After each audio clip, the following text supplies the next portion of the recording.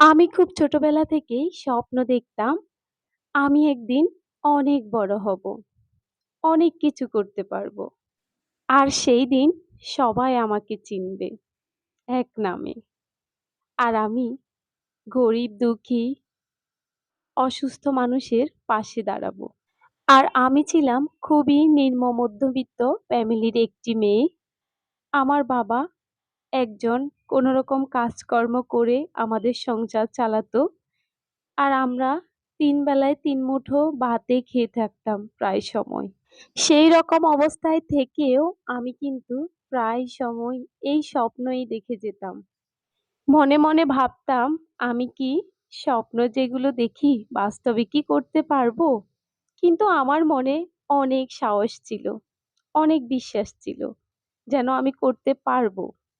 এইরকম আমার মনে হতো। সেই ছোটবেলার স্বপ্ন থেকেই আজ এই বড়বেলায় এসে আমি অসুস্থ মানুষের পাশে আছি। তো আপনারা দোয়া করবেন আমি যেন আরো, আরো বেশি করে সবার সেবা করতে পারি, সেবা করে যেতে পারি। এই হসপিটাল ডিপার্টমেন্টে এসে আমি যে অসুস্থ মানুষের পাশে দাঁড়িয়েছি, এই জার্নিটা কিন্তু আমার জন্য খুব সহজ ছিল না।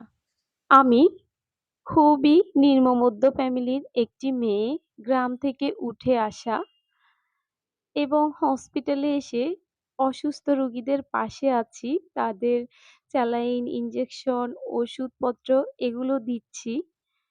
তার জন্য কিন্তু আমাকে অনেক স্ট্রাগল করতে হয়েছে এবং অনেক মানুষের অনেক তুচ্ছ-তাচ্ছিল্য কথাও সহ্য করতে হয়েছে। তারপরে আমি এই পর্যায়ে এসেছি। সবাই আমার জন্য দোয়া করবেন। আমি যেন অসুস্থ মানুষদেরকে ভালোভাবে সেবা দিয়ে যেতে পারি এবং অসুস্থ মানুষের পাশে থাকতে পারি।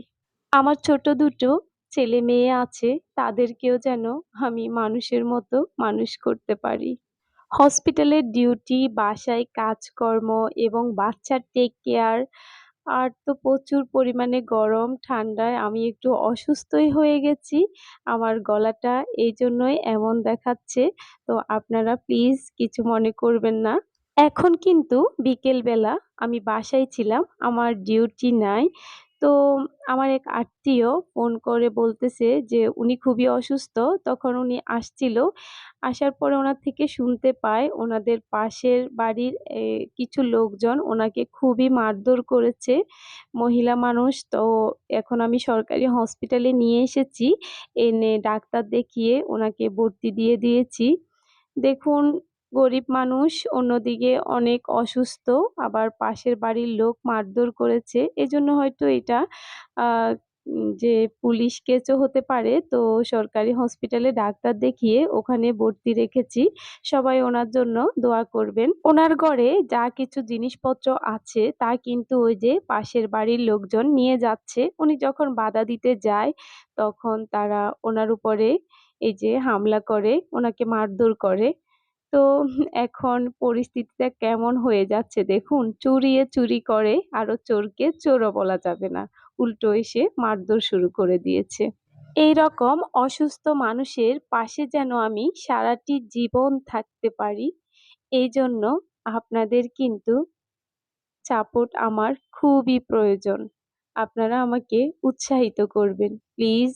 আমার এই ভিডিওটি বা আমার এই কথাগুলো আপনাদের কাছে কেমন লেগেছে চাইলে কিন্তু কমেন্টস করতে পারেন। যদি এই ভিডিওটির কোনো অংশ আপনাদের কাছে ভালো লেগে থাকে তো একটি লাইক দিয়ে চ্যানেলটি সাবস্ক্রাইব করে পাশে থাকতে পারেন। আমি যে সংসার, বাচ্চা, পড়াশোনা সবকিছু ম্যানেজ করে অসুস্থ মানুষের পাশে আছি। চাইলে কিন্তু আপনারা এই ভিডিওটি আপনাদের আত্মীয়স্বজন এবং পরিবারের মাঝে শেয়ারও করে দিতে পারেন। তো আজকের মতো এই পর্যন্তই। সবাই ভালো থাকবেন, সুস্থ থাকবেন। আল্লাহ হাফেজ। আসসালামু আলাইকুম।